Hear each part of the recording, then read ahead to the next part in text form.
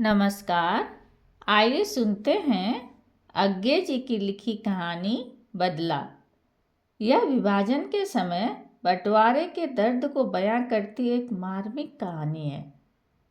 अंधेरे डब्बे में जल्दी जल्दी सामान ठेल गोद के आबिद को जल्दी से खिड़की से भीतर सीट पर पटक बड़ी लड़की जुबेदा को चढ़ाकर सुरैया ने स्वयं भीतर घुसकर गाड़ी के चलने के साथ साथ लंबी सांस लेकर पाक परवरदिगार को याद किया ही था कि उसने देखा डिब्बे के दूसरे कोने में चादर ओढ़े जो दो आकार बैठे हुए थे वे अपने मुसलमान भाई नहीं सिख थे। चलती गाड़ी में स्टेशन की बत्तियों से रह रहकर जो प्रकाश की झलक पड़ती थी उसमें उसे लगा उन सिखों की स्थिर अपलक आंखों में अमानुषी कुछ है। उनकी दृष्टि जैसे उसे देखती है पर उसकी काया पर रुकती नहीं, सीधी भेदती हुई चली जाती है और एक तेज धार सा एक अलगाव उनमें है जिसे जैसे कोई छू नहीं सकता, छुएगा तो कट जाएगा। रोशनी इसके लिए काफ़ी नहीं थी पर सुरैया ने मानो कल्पना की दृष्टि से देखा कि उन आंखों में लाल लाल डोरे पड़े हैं और वह डर के सिहर गई। पर गाड़ी तेज चल रही थी, अब दूसरे डब्बे में जाना असंभव था। कूद पड़ना एक और उपाय होता, किंतु इतनी तेज गति में बच्चे लेकर कूदने से किसी दूसरे यात्री द्वारा उठाकर बाहर फेंक दिया जाना क्या बहुत बदतर होगा। यह सोचती और ऊपर से झूलती हुई खतरे की चैन की हैंडल को देखती हुई वह अनिश्चित सी बैठ गई। आगे स्टेशन पर देखा जाएगा। एक स्टेशन पर तो कोई खतरा नहीं है, कम से कम अभी तक तो कोई वारदात इस हिस्से में नहीं हुई है। आप कहाँ तक जाएंगी? सुरैया चौंकी। बड़ा सिख पूछ रहा था। कितनी भारी उसकी आवाज़ थी जो शायद 2 स्टेशन बाद उसे मारकर ट्रेन से बाहर फेंक देगा। वह यहाँ उसे आप कहकर संबोधन करे, इसकी विडंबना पर वह सोचती रह गई और उत्तर में देर हो गई। सिख ने फिर पूछा, आप कितनी दूर जाएंगी? सुरैया ने बुर्का मुँह से उठाकर पीछे डाल रखा था, सहसा उसे मुंह पर खींचते हुए कहा, इटावे जा रही हूँ। सिख ने क्षण भर सोचकर कहा, साथ कोई नहीं है? उस तनिक सी देर को लक्ष्य कर सुरैया ने सोचा, हिसाब लगा रहा है कि कितना वक्त मिलेगा मुझे मारने के लिए। यार अब अगले स्टेशन पर कोई और सवारियां आ जाएं और साथ कोई जरूर बताना चाहिए, उससे शायद यह डरा रहे। यदि भी आजकल के ज़माने में वह सफ़र में साथ क्या जो डिब्बे में साथ न बैठे। कोई छुरा भोंक दे तो अगले स्टेशन तक बैठी रहना कि कोई आकर खिड़की के सामने खड़े होकर पूछेगा, किसी चीज़ की ज़रूरत तो नहीं? उसने कहा, मेरे भाई हैं दूसरे डब्बे में। आबिद ने चमक कर कहा, कहाँ माँ? मामू तो लाहौर गए हुए हैं। सुरैया ने उसे बड़ी जोर से डपट कर कहा, चुप रह। थोड़ी देर बाद सिख ने पूछा, इटावे में आपके अपने लोग हैं? जी हाँ। सिख फिर चुप रहा। थोड़ी देर बाद बोला, आपके भाई को आपके साथ बैठना चाहिए था। आजकल के हालातों में कोई अपनों से अलग बैठता है। सुरैया मन ही मन सोचने लगी कि कहीं कमबख्त तार तो नहीं गया कि मेरे साथ कोई नहीं है। सिख ने मानो अपने आप से ही कहा, पर मुसीबत में किसी का कोई नहीं है। गाड़ी की चाल धीमी हो गई। छोटा स्टेशन था। सुरैया असमंजस में बैठी थी कि उतरे या बैठी रहे। 2 आदमी डिब्बे में और चढ़ाए। सुरैया के मन ने तुरंत कहा, हिंदू, और वह तब सचमुच और भी डर गई और थैली पोटली समेटने लगी। सिख ने कहा, क्या आप उतरेंगी? सोचती हूँ भाई के पास जा बैठूं। क्या जीव है इंसान कि ऐसे मौके पर भी झूठ की आड़ बनाए रखता है, और कितनी झीनी आड़, क्योंकि डिब्बा बदलवाने भाई स्वयं न आता कहाँ से हो तब ना। सिख ने कहा, आप बैठी रहिए, यहाँ आपको कोई डर नहीं है। मैं आपको अपनी बहन समझता हूँ और इन्हें अपने बच्चे। आपको अलीगढ़ तक ठीक ठीक मैं पहुँचा दूँगा। उससे आगे खतरा भी नहीं है और वहाँ से आपके भाई बंद भी गाड़ी में आ ही जाएंगे। एक हिंदू ने कहा, सरदार जी जाते हैं तो जाने दो ना, आपको क्या। सुरैया न सोच पाई कि सिख की बात को और इस हिंदू की टिप्पणी को किस अर्थ में ले, पर गाड़ी ने चलकर फैसला कर दिया। वह बैठ गई। हिंदू ने पूछा, सरदार जी आप पंजाब से आए हो? जी। कहाँ घर है आपका? शेखुपुरे में था। अब यहीं समझ लीजिए। यहीं क्या मतलब? जहाँ मैं हूँ वहीं घर है, रेल के डिब्बे का कोना। हिंदू ने सर को कुछ संयत कर जैसे गिलास में थोड़ी सी हमदर्दी उड़ेलकर सिख की ओर बढ़ाते हुए कहा, तब तो आप शरणार्थी हैं।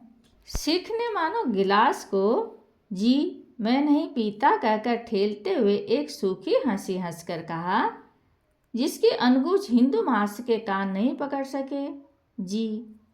हिंदू महाशय ने तनिक और दिलचस्पी के साथ कहा, आपके घर के लोगों पर तो बहुत बुरी बीती होगी।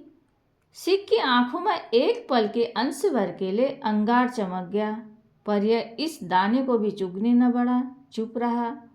हिंदू ने सुरैया की ओर देखते हुए कहा, दिल्ली में लोग बताते थे वहाँ उन्होंने क्या क्या जुल्म किए हैं हिंदुओं और सिखों पर, कैसी कैसी बातें वो बताते थे। क्या बताऊं, जबान पर लाते शर्म आती है। औरतों को नंगा करके सिख ने अपने पास पोटली बनकर बैठे दूसरे व्यक्ति से कहा, काका तुम ऊपर चढ़कर सो रहो। स्पष्ट ही वह सिख का लड़का था और जब उसने आदेश पाकर उठकर अपने 16-17 बरस के छरहरे बदन को अंगड़ाई में सीधा करके ऊपरी बर्थ की ओर देखा, तब उसकी आंखों में भी पिता की आंखों का प्रतिबिंब झलक आया। वह ऊपरी बर्थ पर चढ़कर लेट गया। नीचे सिख ने अपनी टांगें सीधी की और खिड़की से बाहर की ओर देखने लगा। हिंदू महाशय की बात बीच में रुक गई थी। उन्होंने फिर आरंभ किया, बाप भाइयों के सामने ही बेटियों बहनों को नंगा करके। सिख ने कहा, बाबू साहब हमने जो देखा है वह आप हम ही को क्या बताएंगे। इस बार अनुगूंज पहले से स्पष्ट थी, लेकिन हिंदू महाशय ने अब भी नहीं सुनी। मानो सह पाकर बोले, आप ठीक कहते हैं, हम लोग भला आपका दुख समझ सकते हैं, हमदर्दी हम कर सकते हैं, पर हमदर्दी भी कैसी जब दर्द कितना बड़ा है यह न समझ पाए। भला बताइए हम कैसे पूरी तरह समझ सकते हैं कि उन सिखों के मन पर क्या बीती होगी जिनकी आंखों के सामने उनकी बहू बेटियों को। सिख ने संयम से कांपते हुए स्वर में कहा, बहू बेटियां सबकी होती हैं साहब। हिंदू महाशय तनिक से अप्रतिभ हुए कि सरदार की बात का ठीक आशय उनकी समझ में नहीं आ रहा, किंतु अधिक देर तक नहीं बोले। अब तो हिंदू सिख भी चेते हैं, बदला लेना बुरा है, लेकिन कहाँ तक कोई सहेगा। इधर दिल्ली में तो उन्होंने डट कर मोर्चे लिए हैं और कहीं कहीं तो ईंट का जवाब पत्थर से देने वाली मसल सच्ची कर दिखाई है। सच पूछो तो इलाज ही यह है। सुना है करोल बाग में किसी मुसलमान डॉक्टर की लड़की को। अब की बार सिख की वाणी में कोई अनगूंज नहीं थी, एक प्रकट और रड़कने वाली रुखाई थी। बोला, बाबू साहब औरत की बेइज्जती सबके लिए शर्म की बात है।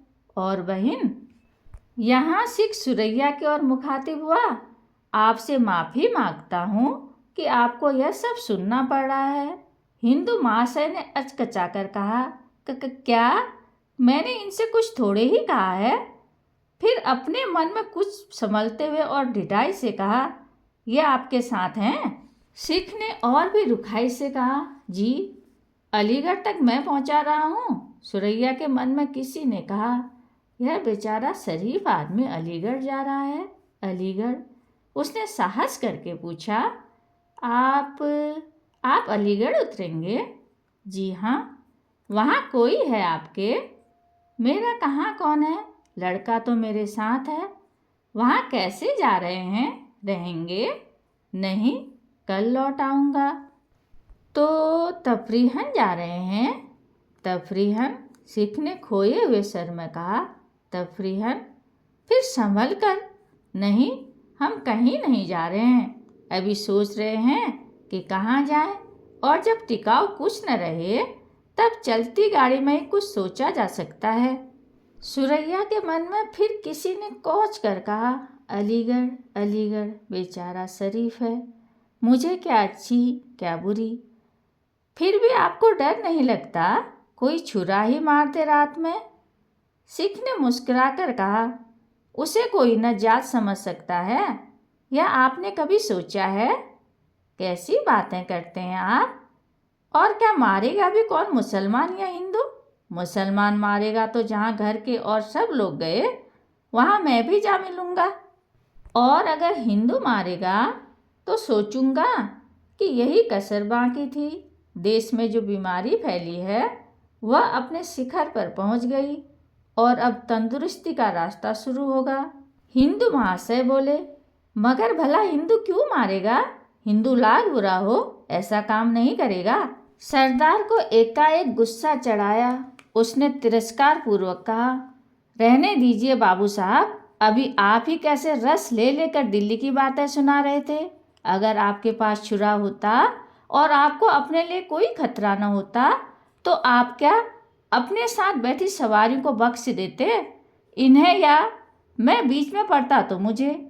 हिंदू महाशय कुछ बोलने को हुए, पर हाथ के अधिकारपूर्ण इशारे से उन्हें रोकते हुए सरदार कहता गया, अब आप सुनना ही चाहते हैं तो सुन लीजिए कान खोलकर। मुझसे आप हमदर्दी दिखाते हैं कि मैं आपका शरणार्थी हूँ। हमदर्दी बड़ी चीज़ है, मैं अपने को निहाल समझता अगर आप हमदर्दी देने के काबिल होते। लेकिन आप मेरा दर्द कैसे जान सकते हैं जब आप उसी सांस में दिल्ली की बातें ऐसे बेदर्द ढंग से करते हैं। मुझसे आप कर सकते होते, इतना दिल आप में होता तो जो बात आप सुनाना चाहते हैं उससे शर्म के मारे आपकी जबान बंद हो गई होती। औरत की बेइज्जती औरत की बेइज्जती है, वह हिंदू या मुसलमान की नहीं, वह इंसान की माँ की बेइज्जती है। शेखुपुरी में हमारे साथ जो हुआ सो हुआ, मगर मैं जानता हूँ कि उसका मैं बदला कभी नहीं ले सकता, क्योंकि उसका बदला हो ही नहीं सकता। मैं बदला दे सकता हूँ, और वह यही कि मेरे साथ जो हुआ है वह और किसी के साथ न हो। इसलिए दिल्ली और अलीगढ़ के बीच इधर और उधर लोगों को पहुँचाता हूँ मैं। मेरे दिन भी कटते हैं और कुछ बदला चुका भी पाता हूँ, और इसी तरह अगर कोई किसी दिन मार देगा तो बदला पूरा हो जाएगा।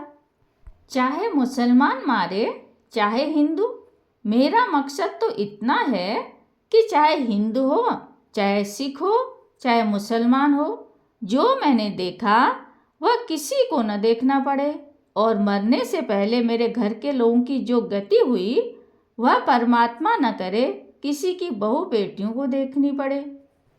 इसके बाद बहुत देर तक गाड़ी में सन्नाटा रहा। अलीगढ़ से पहले जब गाड़ी धीमी हुई तब सुरैया ने बहुत चाहा कि सरदार से शुक्रिया के 2 शब्द कह दे, पर उसके मुंह से भी बोल नहीं निकला। सरदार ने ही आधे उठकर ऊपर के बर्थ की ओर पुकारा, काका उठ, अलीगढ़ आ गया है। फिर हिंदू महाशय की ओर देखकर बोला, बाबू साहब, कुछ कड़ी बात कह गया हूँ तो माफ़ करना, हम लोग तो आपकी शरण में हैं। हिंदू महाशय की मुद्रा से स्पष्ट दिखा कि वहाँ वह सिख न उतर रहा होता तो वे स्वयं उतरकर दूसरे डिब्बे में जा बैठते। कहानी सुनने के लिए धन्यवाद।